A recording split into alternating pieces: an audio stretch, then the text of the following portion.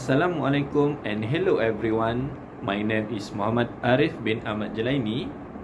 My student ID number is 9304230164950001. I am currently enrolled in Bachelor of Medical and Health Science.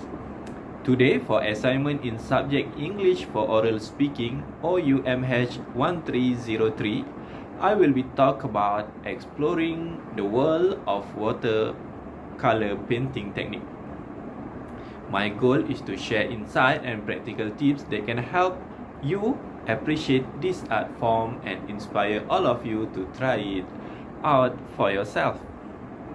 Watercolor painting has a long and fascinating history that can be traced back to ancient civilizations.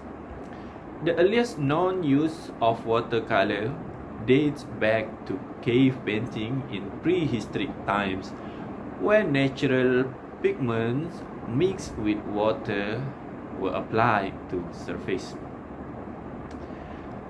And in ancient Egypt, artists used water-based paint to decorate tombs and papyrus scrolls, often depicting scenes of daily life and the afterlife. Today, through 1,000 years of journey, watercolor continue to thrive. The ongoing exploration of new technique in watercolor painting is not only the medium fresh and relevant, but also allow artists to express themselves in innovative ways. Watercolor are relatively easy to start with. The material that we need just a pen, brush, and paper. This accessibility has made watercolor a popular choice for beginners as well as professional artists. Before we jump to the painting technique, let me share to all of you about the type of watercolor supplies, which is the first one is watercolor paint, and the other one is watercolor papers. Watercolor paint are available in two forms, which is in tubes and pans.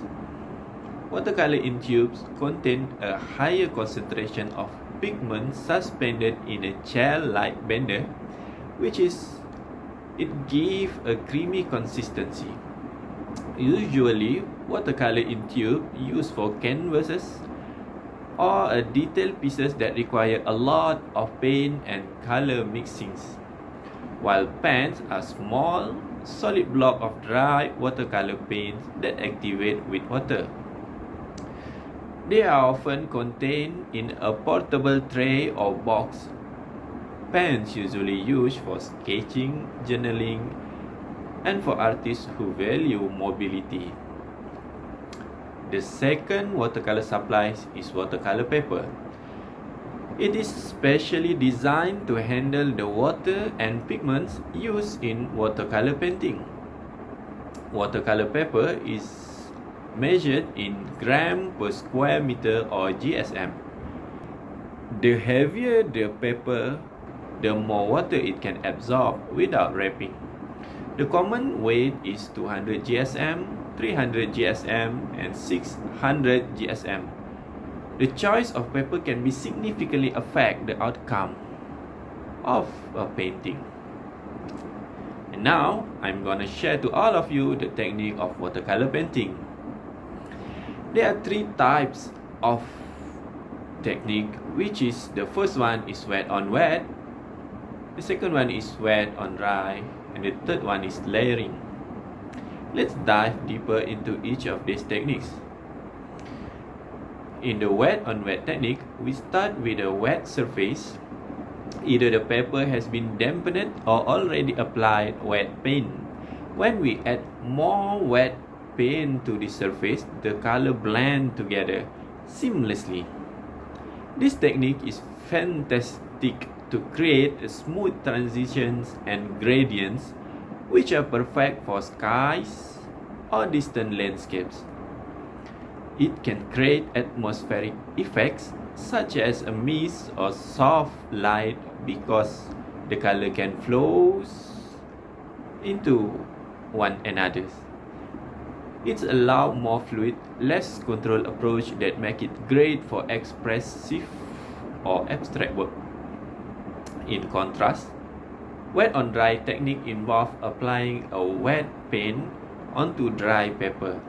This results in sharper lines of more defined shapes.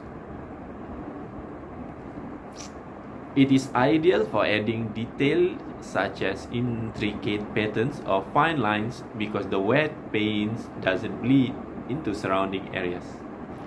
This technique offers more control over the application, making it easier to manipulate the paint for precise effect. And the third technique is layering. Layering is a fundamental technique in painting involving the gradual build-up of colors. We start with lighter washes and progressively add darker colors. By layering, we create richer visual experience. Each layer adds dimension, and the transparency of the washes can produce subtle undertones, which mean we can modify the intensity and the hue of our painting as we go along. If the color is too strong, we can layer washes to soften the effect. So as we navigate this technique, we actually discover the unique characteristic of watercolor itself. The way it flows and the beautiful textures it can create are all part of its charms.